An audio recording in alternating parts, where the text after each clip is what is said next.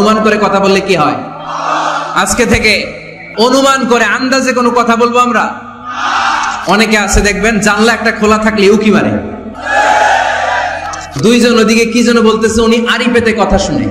কখনো কোনোদিন কারো পারমিশন ছাড়া মোবাইলের গ্যালারি চেক করবেন না। কখনো কারো পারমিশন ছাড়া তার ফেসবুকের মেসেঞ্জারে কে কার সাথে চ্যাটিং করেছে এটা করা যাবে না। কখনো কারো পারমিশন ছাড়া তার মেইলের ইনবক্স খুলে দেখা যাবে না।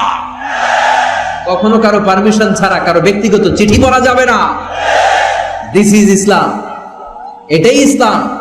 কারো পার্সোনাল স্পেসে যেন আমরা নাক না গলাই। অনেকের বদ স্বভাব ফ্যামিলি ম্যাটার নিয়ে, প্রাইভেট ম্যাটার নিয়ে কথা বলে। ভাই কি চাকরি করেন? সরকারি না বেসরকারি? সরকারি। বেতন কত? ওনার বেতন কত? এটা দিয়ে আপনার কি লাভ? ঠিক কিনা?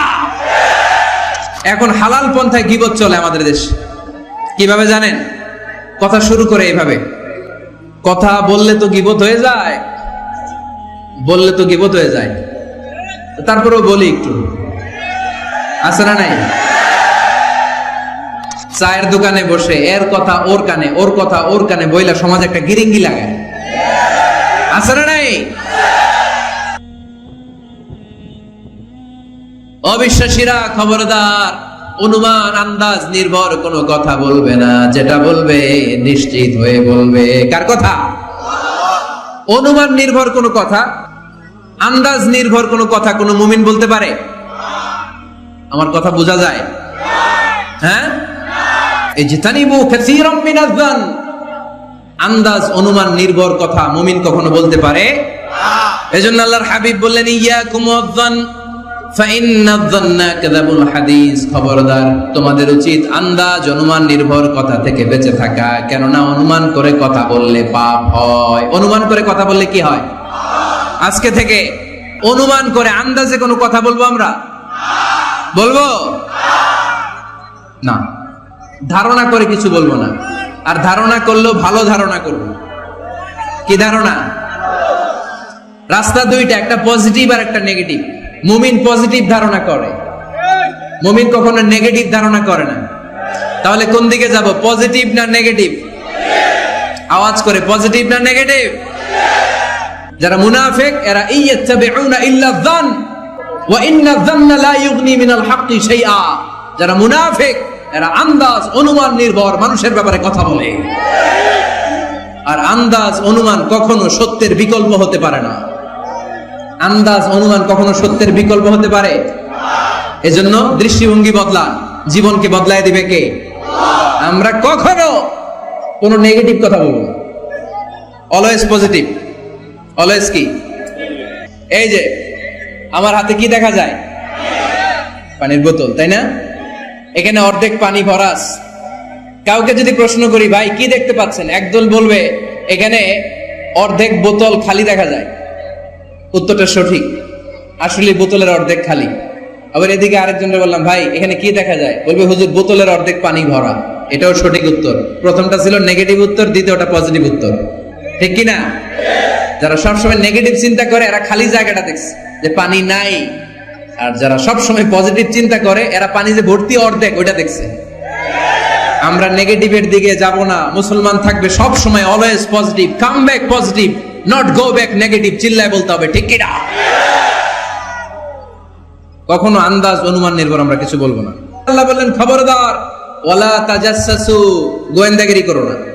গোয়েন্দাগিরি করা হারাম। গভর্নমেন্ট যে গোয়েন্দা বিভাগ রেখেছে এটা না, এটা দেশের আইন শৃঙ্খলা বজায় রাখার জন্য এটা জরুরি। আল্লাহর হাবিব সাল্লাল্লাহু আলাইহি ওয়াসাল্লামের নিজস্ব গোয়েন্দা ছিল। কিন্তু আমরা যে নিজেরা গোয়েন্দাগিরি করি, এটারে হারাম ঘোষণা করেছে কে? অনেকে আছে দেখবেন জানলা একটা খোলা থাকলে উকি মারে।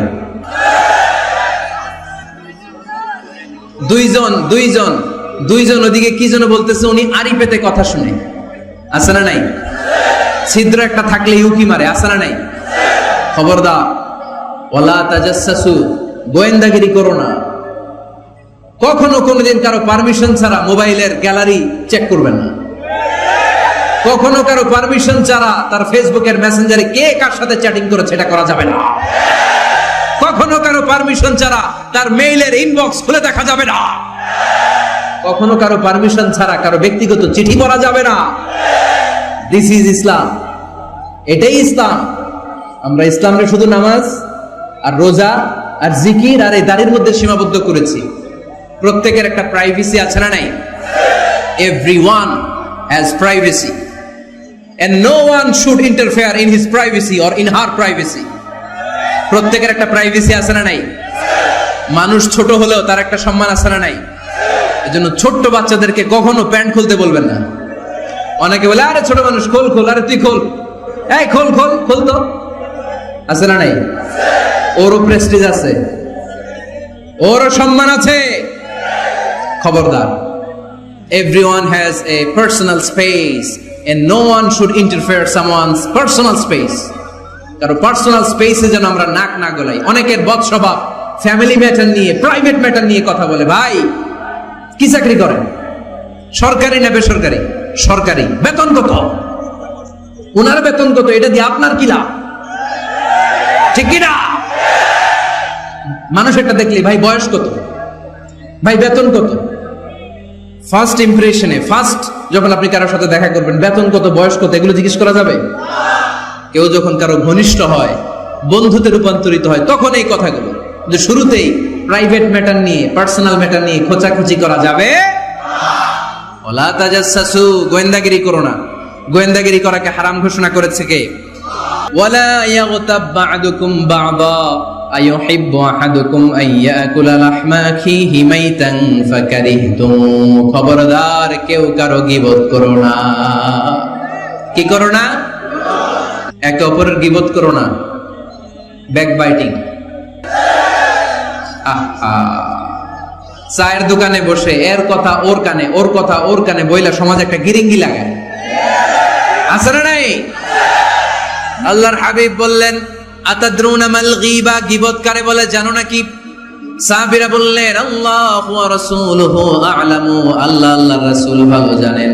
বিশ্বনবী বললেন, যিকরুকা আখাকা বিমা ইয়াকরাহু, তোমার কোন ভাইয়ের অনুপস্থিতিতে তার ব্যাপারে এমন কোন কথা বলা যেই কথা শুনলে সে মনে কষ্ট পাবে।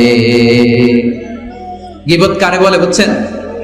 আপনার ভাইয়ের অনুপস্থিতিতে আপনার ভাইয়ের ব্যাপারে এমন কোন কথা বললেন যেটা শুনলে সে মনে কষ্ট পাবে। এক সাহাবী বললেন, আফারাইতা ইন কানা ফি আখি মা আকুল, নবী আমি আমার ভাইয়ের ব্যাপারে যেটা বলছি এটা যদি সত্যিই হয়, তার মধ্যে যদি আসলেই এই সমস্যা থাকে, তাইলে? আল্লাহর হাবিব বললেন, আরে তাইলেই তো গীবত। আর যদি তোমার ভাইয়ের মধ্যে এই দোষ না থাকে, বানায় বলো, তাহলে এটা গীবত না, গীবতের চেয়ে ভয়ঙ্কর। ফাকাত বাহাতাহু, এটার নাম বহতান আর মিথ্যা অপবাদ। চিল্লায় বলেন ঠিক কি না? কোন মুমিন গীবত করতে পারে? গীবত করার মৃত ভাইয়ের পচা গোশত খাওয়ার সমান। কোন মুমিন কখনো গীবত করতে পারে? এখন হালাল পন্থায় গীবত চলে আমাদের দেশে। কিভাবে জানেন? কথা শুরু করে এইভাবে, কথা বললে তো গীবত হয়ে যায়, বললে তো গীবত হয়ে যায়, তারপরেও বলি একটু, আছে না নাই? হালাল পন্থায় গীবত কি কমু ভাইজান? বললে তো গীবত হয়ে যায়। হালাল করতেছে এটা, হালাল হালাল হালাল না। বললে যদি গীবত হয়ে যায় তো বলবেন কেন? থামেন। কোন মুমিন কখনো গীবত করতে পারে? মেরাজের রাতে আল্লাহর হাবিব সাল্লাল্লাহু আলাইহি ওয়াসাল্লাম দেখলেন কিছু লোক, লাহুম আযফারুম মিন নুহাস, তামার আগুন দিয়ে নখ বানানো, নখর ধারালো, ইয়াখদাশুনা বিহি উজুহাহুম ওয়া সুদুরাহুম, তারা তাদের নখ দিয়ে জাহান্নামে নিজের গালের গোশতগুলো, বুকের গোশতগুলো ছিঁড়ে ছিঁড়ে খাচ্ছে। আর তাদের ব্যথা যন্ত্রণা দেখে পুরো জাহান্নামের অন্য লোকরা থারথার করে কাঁপছে। আল্লাহর হাবিব